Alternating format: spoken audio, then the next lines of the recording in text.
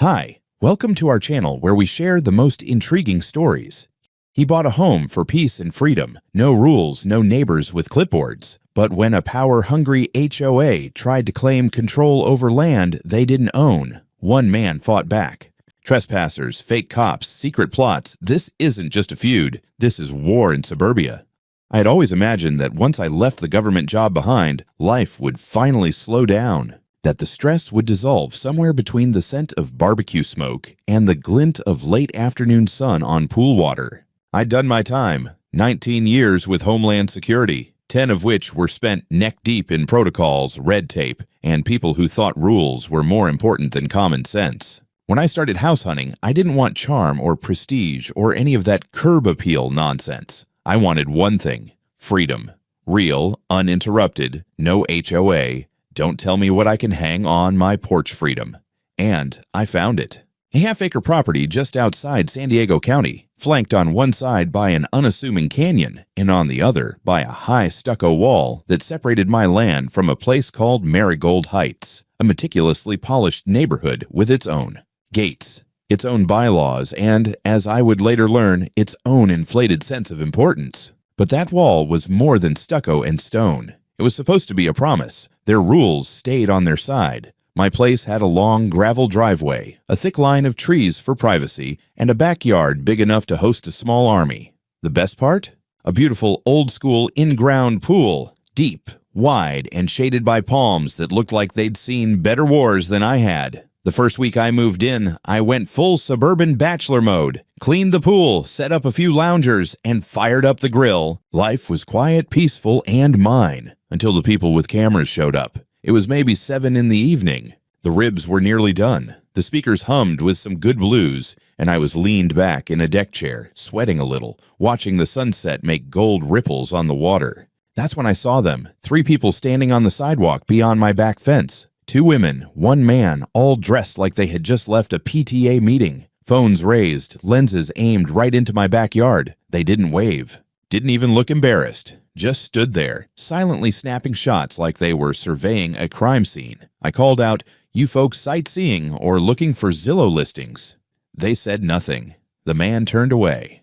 The taller woman lowered her phone but didn't leave. She gave me one of those tight, overly polite nods, like she wanted me to know she was judging me and enjoying it. I didn't think much of it until the next morning. There it was, an envelope in my mailbox stamped with a golden emblem that read, Marigold Heights Homeowners Association. Inside, a printed letter on glossy paper, way too formal for the nonsense it said. Dear homeowner, it has come to our attention that the current landscaping elements, including the placement and visibility of your backyard swimming pool, do not comply with the approved aesthetic standards of the Marigold Heights community. Please bring your exterior landscaping into alignment with Section 4B of the HOA Residential Design Guide by the end of this month. Failure to comply may result in further action. Sincerely, Marigold Heights HOA Board. I read it twice just to confirm I wasn't having a stroke. I laughed out loud, the kind of dry, disbelieving laugh that comes right before a string of curses. I walked straight into my office, opened my filing cabinet, and pulled out the documents. Title deed, parcel maps, jurisdiction survey, all signed, stamped, and very clear. My property was completely outside HOA boundaries. I had double-checked this exact issue when buying. I didn't sign a CC&R. I didn't sign a declaration. No shared services, no dues, no jurisdiction. Still, I decided to respond just in case they were confused. I drafted a letter, short, professional, and dripping in legal clarity. To whom it may concern, I am not, nor have I ever been, a member of the Marigold Heights Homeowners Association.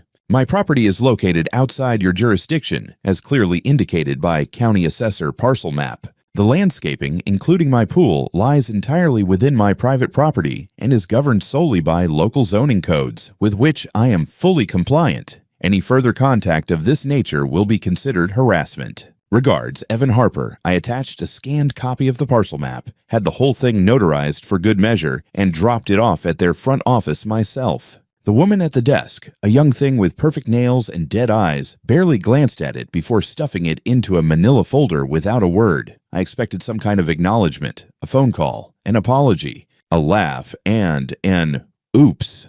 Our bad. But there was nothing. That silence, That was the real warning sign, the kind that crawls up your spine and tells you you're not just dealing with a paperwork mistake. No, this wasn't a misunderstanding. This was the opening move. They knew exactly what they were doing, and I had just let them know that I knew. It started like any other morning. Coffee, stretch, check the cameras, water the lemon tree. I had finally gotten the sprinklers on a timer, small victories. The San Diego sun was already warming up by the time I stepped out to skim the pool. A perfect, uneventful Tuesday, until I heard gravel crunching in the driveway. Not from a delivery truck or neighbor passing by. This was slow, purposeful. I glanced up, and there he was, walking down my driveway like he owned the place. He was wearing navy blue cargo pants, a button-up shirt with some generic badge stitched over the chest pocket, and a body cam strapped to his vest like he was ready to film an episode of Cops. Across his chest, Community Safety Officer, Marigold Heights, HOA. Oh, this was going to be good. I dropped the skimmer, stepped off the pool deck, and met him halfway across the yard. "You're trespassing," I said. Calm, direct, not my first rodeo. The guy didn't flinch. In fact, he squared his shoulders like he was the sheriff of some HOA Wild West. "You need to vacate the pool area immediately," he barked. "You're in violation of a community closure order." I blinked. "Excuse me, this property has been cited for non-compliance with Marigold Heights aesthetic and safety codes. As per HOA Regulation 41B, this area is off-limits until corrective action is completed." I almost laughed, but there was something too off about his delivery. Too rehearsed, like a mall cop who watched too many procedural dramas. "You're standing on private property," I said slowly. "This land is not part of Marigold Heights. You have no jurisdiction here, and I sure as hell didn't invite you." "I have the authority of the board," he replied without hesitation. "Refusing compliance may result in fines or legal action." "Oh, you're about to get legal action, all right," I muttered, pulling my phone from my back pocket. I called 911 on speaker right in front of him. I gave the dispatcher my name, address, and told them I had a man impersonating a law enforcement officer trespassing on private land. He stayed put, didn't budge, just stood there filming me like I was the problem. It took the sheriff's deputies less than 10 minutes to arrive. 2 cruisers pulled into my driveway. One of the deputies recognized me. He used to work border enforcement and knew a DHS face when he saw one. That helped a lot. "Sir," the deputy said to the uniformed wannabe cop, "can we see some ID?" He handed them a laminated card like he was showing off a library pass. The deputy looked it over, frowned, and turned to me. "Mr. Harper, this guy says he's with the HOA. He's not law enforcement. He came onto my land, refused to leave, and claimed I had to shut down my own pool." The other deputy joined in, radioed something in, then asked, "Are you part of Marigold Heights HOA?" "Not even close. My parcel isn't included in their CC&Rs. Never signed a thing. I've got the documents in the house." They followed me in while Officer HOA stood there like he was waiting for backup from Batman. I pulled out the file folder, deed boundary maps, signed and recorded copies of the lot split. The deputy looked over the paperwork carefully, then radioed again. Finally, they walked back outside. "Sir," the deputy said to the intruder, "you need to leave the property, now." The guy blinked, stiffened, and said, "I'm enforcing a safety directive. This is a community action." "This isn't your community," the deputy snapped, "and you've been told to leave. Next time you come back here without permission, it'll be criminal trespass, body cam or not." To his credit, the guy didn't run, but he didn't apologize either. Just turned, walked up the driveway like he'd won something, and got into a white Ford Escape with the HOA's gold crest stickered on the back window. The deputies gave me their cards, advised me to document everything, and said they'd file an incident report. After they left, I walked around my yard checking every camera. All of them had him. Clear footage, audio, everything.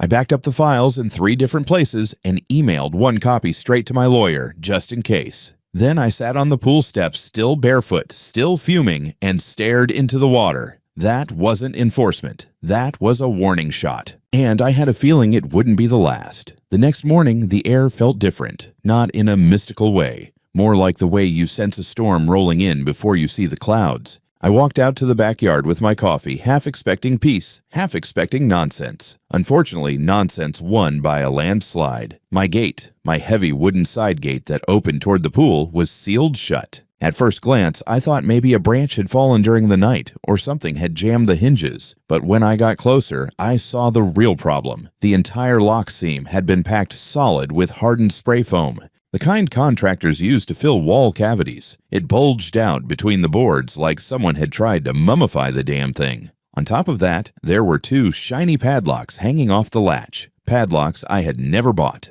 I stood there, staring at it for a moment, coffee in hand, barefoot in the dew, processing the fact that someone had walked onto my property in the middle of the night and literally glued my gate shut like they were sealing a crypt. Then I saw the flyer sticking out of my mailbox, a laminated sheet with the Marigold Heights HOA emblem printed across the top, bold red text underneath. Due to community safety concerns, the pool area is closed. Access is restricted until further notice, by order of Marigold Heights HOA Board. I let out a laugh, not the amused kind, more the I need to start budgeting for bail money kind. I marched straight back inside, pulled up the camera feed, and scrubbed through the night. It didn't take long. 1 o'clock in the morning, a familiar figure in the same navy cargo pants hopped my fence like he'd done it 1,000 times. Behind him were 2 others, masked, wearing reflective vests, carrying armfuls of equipment. On the footage, they moved with the coordination of people who'd done this before. One of them slapped fake "pool maintenance in progress" signs on the fence. Another reapplied the foam with a level of enthusiasm that suggested deep emotional problems. The officer strutted around like a foreman, shining his flashlight on everything, sometimes straight into the camera. Maybe intentionally, maybe because he was an idiot. Hard to tell. When they finally left, through the same route they came in, my hands were already clenched so tight my nails were digging into my palms. I called the sheriff's department again. They knew my voice by now. I explained that someone had vandalized my gate overnight. The operator sighed in that way people sigh when they're thinking, "Oh God, the HOA lunatics again." She said she'd send a deputy out. While waiting, I walked the perimeter, checking for anything else they'd messed with. Nothing obvious, just the gate, the locks, the signs, and the fact that someone thought they could literally shut down my property like they were the city of San Diego conducting a health inspection. 15 minutes later, the same deputy from yesterday arrived, Officer Matthews. Tall guy, late 30s, good sense of humor buried under permanent fatigue. He walked up to the gate, nudged the foam with a gloved finger, and breathed out slowly.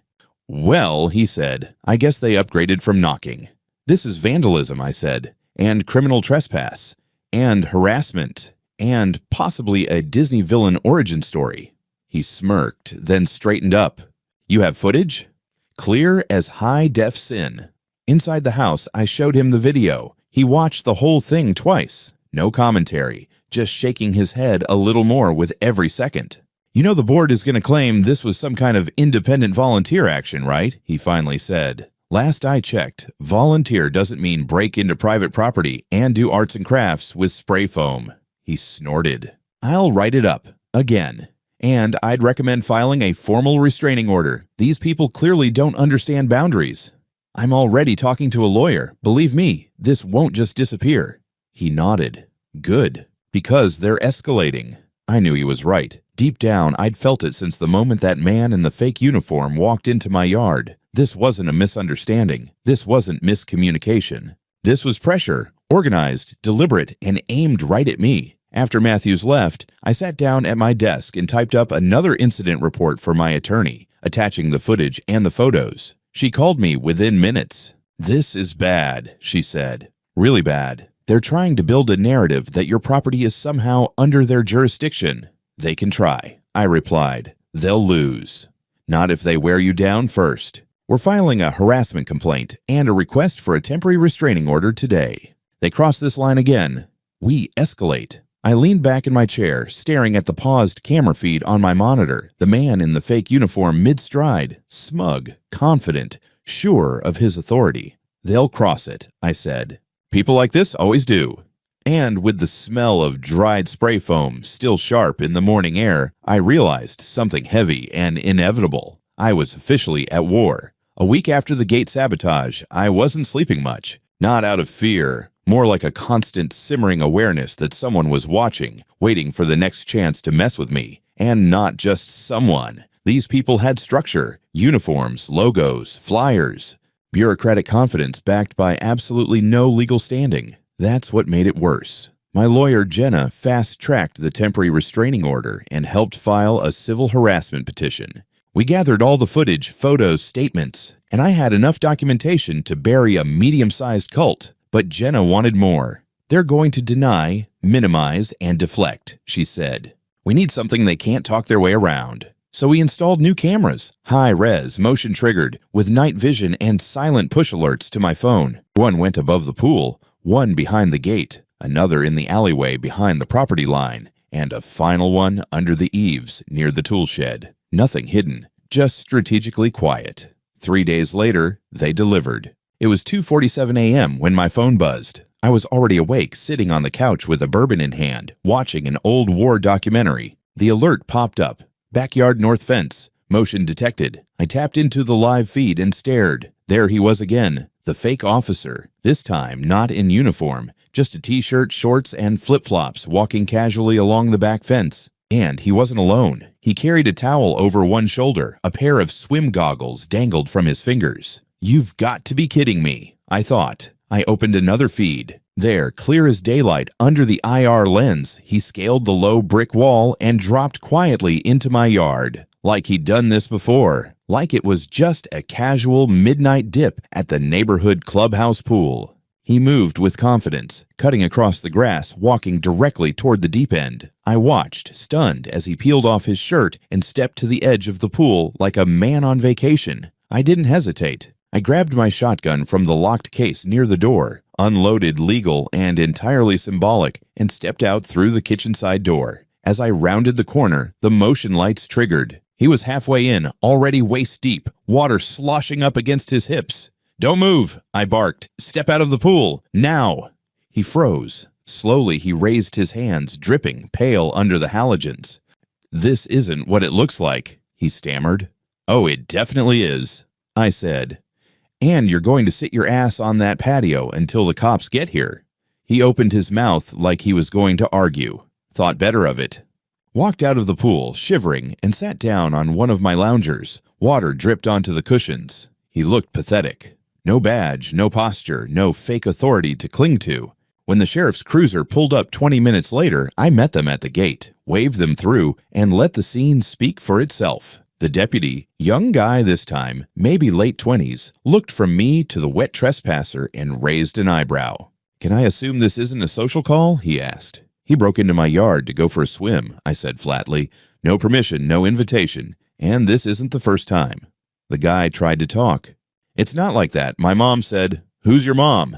the deputy asked. He hesitated. "Karen Langstrom," I said for him. The deputy's posture shifted. Recognition. He turned back to the trespasser. "You're her son." "Yeah." "You got any ID?" Soaking wet and humiliated, the guy dug a soggy wallet out of a gym bag he'd tossed behind the lounger. The deputy took it, confirmed his name, and nodded. "Well, Brad, we've got a problem." The whole thing took about an hour. I handed over the footage, gave a written statement, and the deputy put Brad in cuffs. Not dramatic, not rough, just efficient. When they walked him to the car, I noticed something in Brad's face. Not panic, not regret, just confusion, like he still didn't understand what the big deal was. As if breaking into someone's yard to use their pool was only a problem if you got caught. The next morning, Jenna called. "I spoke with the deputy," she said. "They ran his info. Brad Langstrom is not a licensed security officer, not registered with any state agency. He's not even bonded.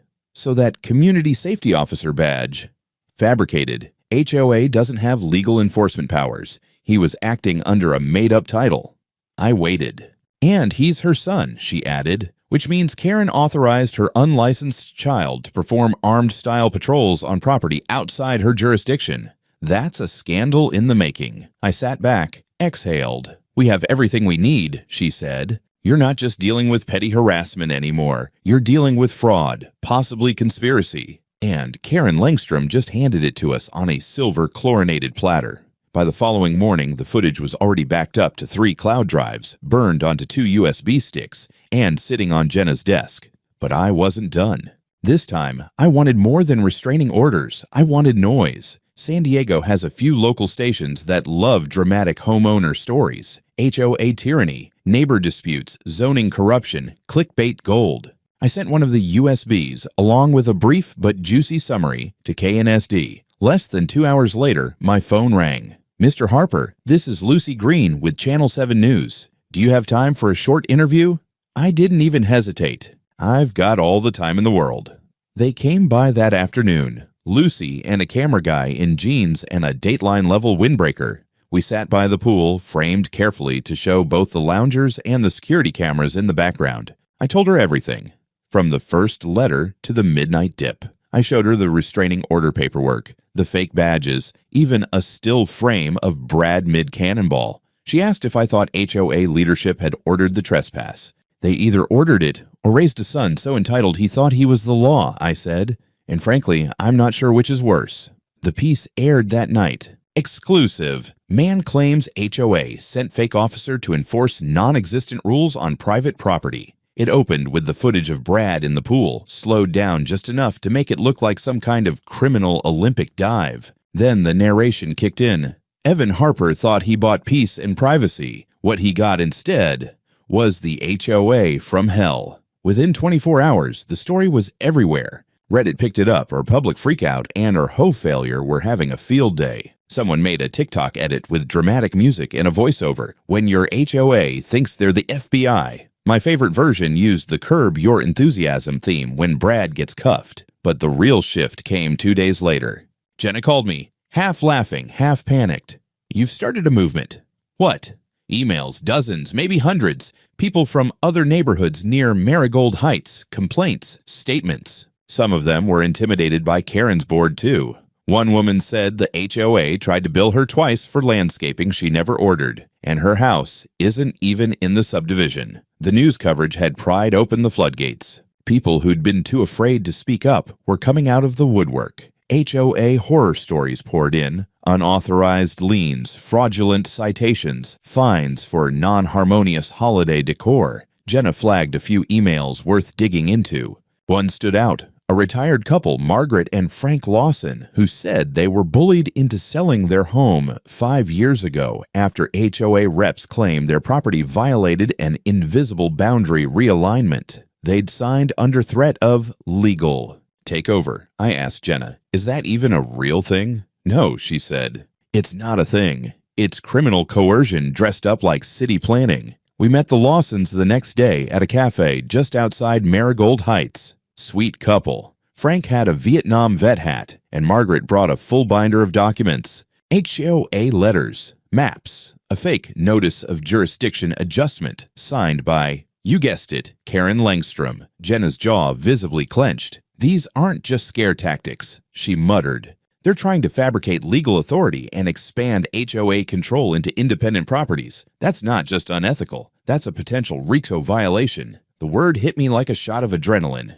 RICO, Racketeer Influenced and Corrupt Organizations Act. It's federal, usually used for gangs and mob fronts. But if Karen's been systematically forging authority and using her position to harass and seize property, well, it qualifies. Jenna immediately started coordinating with the county DA's office. She sent over all our documentation, videos, letters, the Lawsons' files, everything. And the DA didn't brush us off. Quite the opposite. The next morning, Channel 7 aired a follow-up. This time, the headline wasn't just about me. HOA tyranny. Homeowners speak out after shocking footage goes viral. They even dug up an old campaign flyer from Karen's initial HOA board election. She'd run on a platform of community integrity and expansion.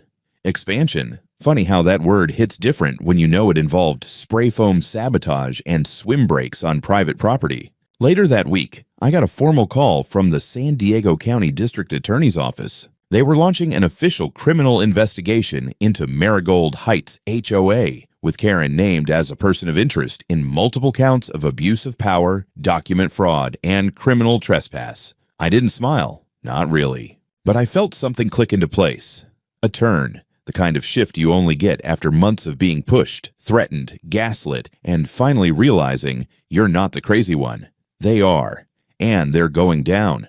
By the weekend, national outlets picked it up. Newsweek, Vice, even Fox and MSNBC took swings at it. HOA sends fake cop to shut down private pool, gets sued into oblivion. HOA horror story sparks statewide review of association oversight laws. Somewhere between my bourbon shelf and the absurdity of a man in flip-flops claiming jurisdiction over my pool, I had accidentally become the face of anti-HOA resistance. And I wasn't about to back down now. 2 weeks later, I walked into the county courthouse wearing the one suit I kept from my DHS days. Dark charcoal, still crisp, still fitting like a tailored threat. Jenna walked beside me, tablet in hand, calm as a bomb tech.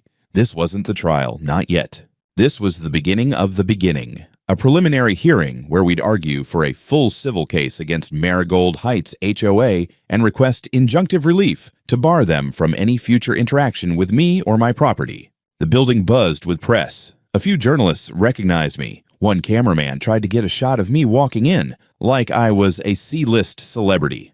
I didn't care. Let them watch. Inside the courtroom, it wasn't just us and the HOA board's lawyer. No, Karen Langstrom herself was present, sitting in the front row, arms crossed, power blazer zipped all the way up like she was dressing for battle. She didn't look at me, but her mouth was tight, like someone had made her chew broken glass. Their attorney, some overconfident corporate type named Todd Rasmussen, looked like he expected this to be wrapped up in 20 minutes. He opened with a request to dismiss. The HOA was acting within a reasonable belief of jurisdiction. Mr. Harper's property visually appears to be part of Marigold Heights and has access routes that pass through our shared easement. The actions taken by our client's safety volunteer, while regrettable, were never sanctioned officially. No board-approved order authorized entry. I could see Karen's jaw twitch when he said volunteer. Jenna stood, calm, precise. Your Honor, we will present footage showing this volunteer wearing a uniform with an official-looking badge,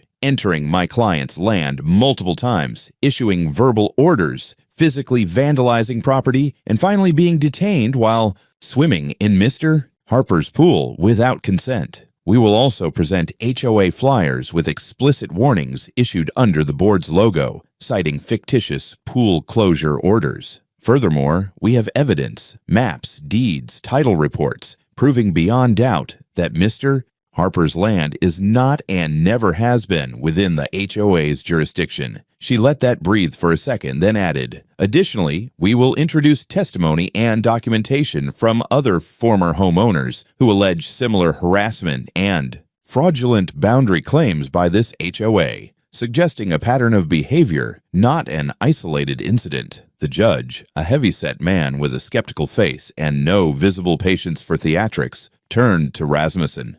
Mr. Rasmussen, does your client deny issuing these flyers or instructing her son to enforce any HOA codes? There was a long pause. Rasmussen shifted. The board does not officially sanction unlicensed enforcement. Any flyers may have been distributed independently by overzealous volunteers misunderstanding internal directives. And the badge. No knowledge of the source, Your Honor. At that moment, Jenna stood again. Permission to submit Exhibit A, a copy of the badge, its photo, and a vendor receipt, paid for using the HOA's operating budget, labeled as security patrol materials. The silence hit like a drumbeat. The judge looked at Karen for the first time. Mrs. Langstrom, are you the acting president of Marigold Heights HOA? She nodded curtly. Did you approve this expense? I authorized the badge, she said slowly, each word like she was choosing whether to lie. But it was for visibility, not enforcement, just community awareness. Jenna leaned in.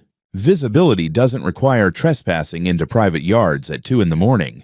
Mr. Harper's lot appears... It appears nothing, I interrupted. You knew I wasn't part of your jurisdiction. I told you. I sent maps. You ignored them. The judge raised a hand to quiet me, but didn't scold. In fact, he looked mildly satisfied, like he'd been waiting for someone to cut through the spin. By the end of the hearing, he granted our request for a preliminary injunction, a court order barring the HOA or its members from entering, contacting, or otherwise interacting with me or my property pending the outcome of the civil trial. It was a win, a solid formal slap to the face of HOA overreach, but it wasn't the real prize. That was still coming. Over the next 2 weeks, we prepped for full litigation. Jenna brought in a forensic document analyst. He examined several internal HOA documents obtained through discovery, including 2 that claim my property was pending annexation into Marigold Heights jurisdiction. Both were signed digitally by the previous property owner, except the signature was a forgery. Bad one, too. The man was dead. That took this beyond civil law. We brought in Frank and Margaret Lawson as witnesses, as well as 2 other former homeowners with similar stories. All of them had been targeted with scare tactics. HOA board members had claimed authority to fine them, seize landscaping, even demand access for compliance inspections. Worse still, we found an internal HOA email chain discussing how to handle rogue parcels. One line from Karen stood out: "We here at the need to be firm. These independents disrupt continuity and will damage property values if left unchecked." Continuity. That was the word she kept falling back on. Like conformity had legal weight. Meanwhile, the DA's office was moving fast. Too fast for Karen, apparently. Jenna received word that Karen had attempted to meet privately with the assistant DA to argue her actions were well-intentioned and in line with community protection goals. The ADA declined the meeting and the very next day added criminal charges to the case: falsification of legal documents, impersonation of authority, and conspiracy to intimidate through fraudulent enforcement. Karen's world began to crack. Local news stations ran new headlines daily. HOA president accused of criminal conspiracy. Fake enforcement leads to real charges. San Diego homeowner sues HOA for $250,000 after pool intrusion. Jenna filed an amended complaint seeking $150,000 in damages, citing emotional distress, property damage, legal costs, and loss of quiet enjoyment, an actual legal term and a poetic one at that. We were winning, but not because we were loud. We were winning because they had gotten so used to pushing people around, they forgot what it looked like when someone actually pushed back. And I pushed back hard. The courthouse was packed. By the time I walked through the doors that morning, there were already half a dozen cameras out front. Journalists clumped around the stairs like crows on a fence. One of them called out my name as I passed. I didn't stop. I wasn't here for sound bites. Inside, the air had that dry, tense weight you only feel before something irreversible happens. I took my seat next to Jenna, nodded once at the bailiff, and waited. Karen was already there at the defense table, dressed in muted gray this time. No power red, no sharp-shouldered jacket. Her face was pale, thinner than before, like the months had carved out the real version of her beneath the curated surface. The judge entered. Everyone rose. Then we began. This wasn't some long, winding trial with dramatic objections and last-minute twists. It was tight, factual, and devastatingly clear. Jenna laid it all out like a forensic blueprint. The original false letter claiming HOA authority over my property, the fabricated closure orders, the unauthorized community safety officer badge funded by HOA dues, the vandalism, the trespassing, the 2 a.m. swim, the surveillance footage. Every piece clicked into place like rounds in a magazine. Then came the kicker, testimony from the Lawsons and 2 other victims, each detailing how the HOA, under Karen's leadership, had attempted to intimidate or mislead them into compliance using made-up rules, fake citations, and even threats of legal action. One man, David Lynn, a former software engineer, testified how he paid nearly $10,000 in fines over a violation tied to a parcel the HOA didn't even legally control. But the moment the courtroom truly shifted was when Jenna introduced Exhibit 19, an internal email thread from Karen to the rest of the HOA board, sent months before my first letter. The subject line read, "Strategies for enforcing uniformity on peripheral lots." In the body of the email, Karen had written, "We can't afford to let these rogue properties devalue the neighborhood. If they refuse voluntary compliance, we'll create pressure points. Inspections, safety citations, visible interventions. Keep it soft at first. Escalate quietly." You could hear the oxygen leave the room. The judge asked for clarification. "Ms. Langstrom, did you authorize this message?" Karen didn't speak at first. Her attorney whispered something. She nodded stiffly. "Yes," she said. But it wasn't intended as harassment. It was strategic outreach. These properties used the same visual corridor. We had a duty to maintain uniform. The judge held up a hand. "That's enough." He looked tired, not angry, just done.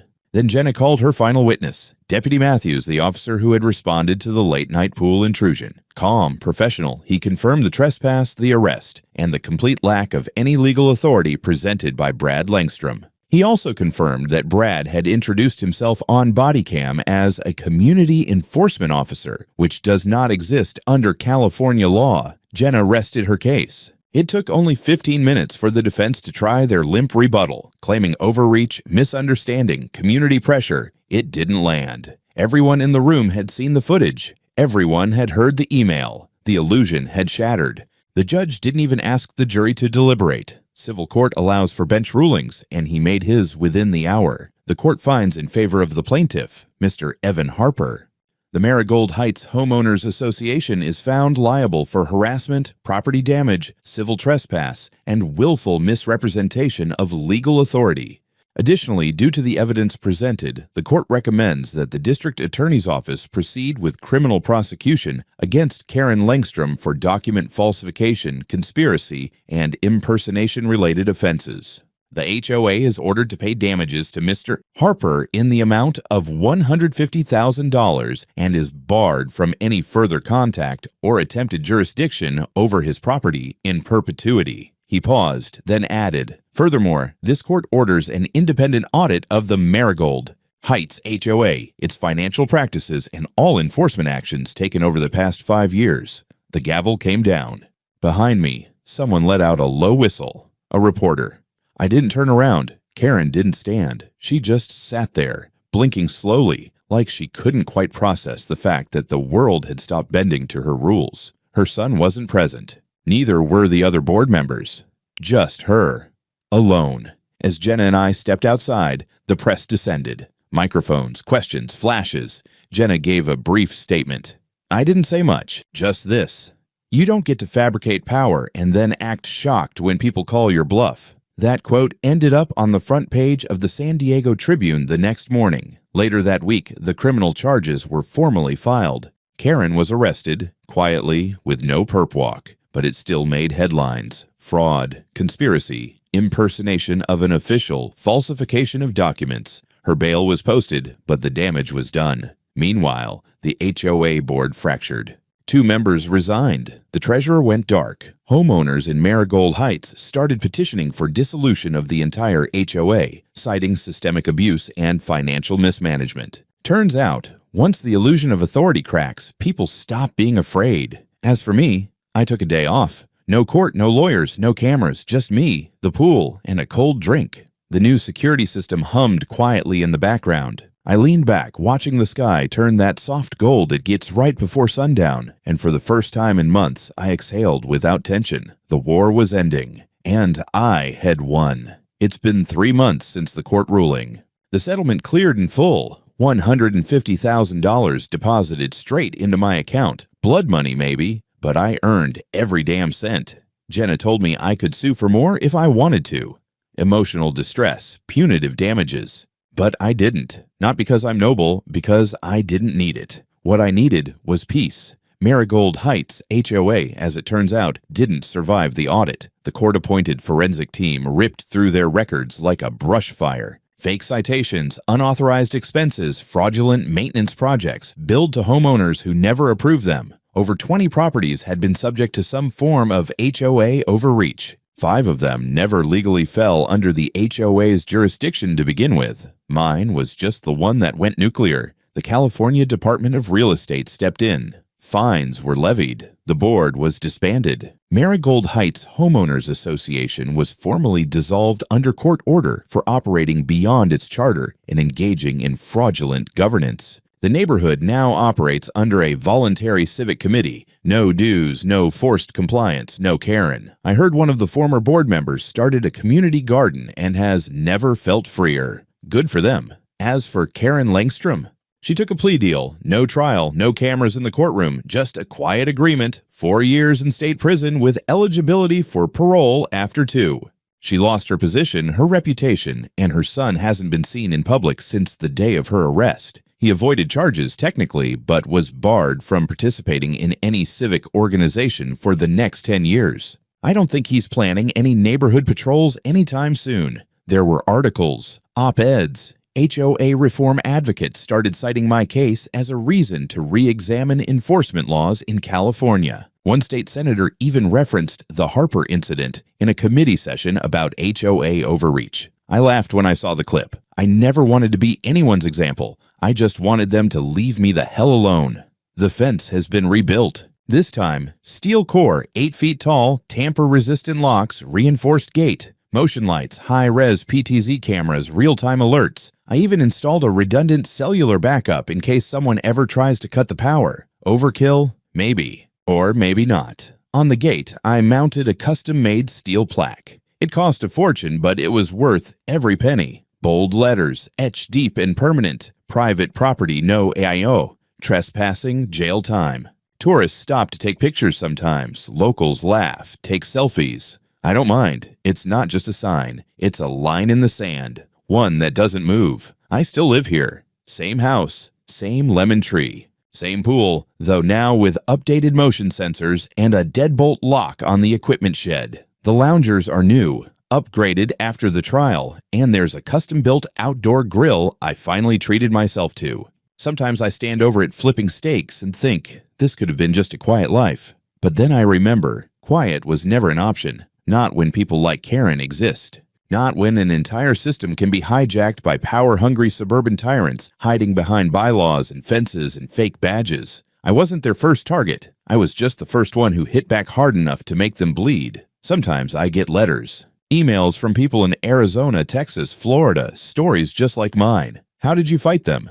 Can I use your court filings? Is there a copy of your restraining order I can show my lawyer? I always respond. I always send the docs. I tell them the same thing. They win when you think you're alone. You're not. Stand your ground. Back it up. And never let them tell you what's yours. A few weeks ago, a woman in Nevada told me she printed that out and taped it to her mailbox. I smiled. This morning I made coffee, fed the cat, checked the perimeter, no alerts. The sky was clear and the water was still. I sat at the edge of the pool, toes in the water, and listened to the breeze move through the lemon tree. For the first time in a long time, I didn't feel like I was waiting for the next attack. I felt like a man who'd reclaimed his land, not just with paperwork or payouts, but with truth, law, and absolute relentless defiance. They came for my peace. Now they get to choke on the silence.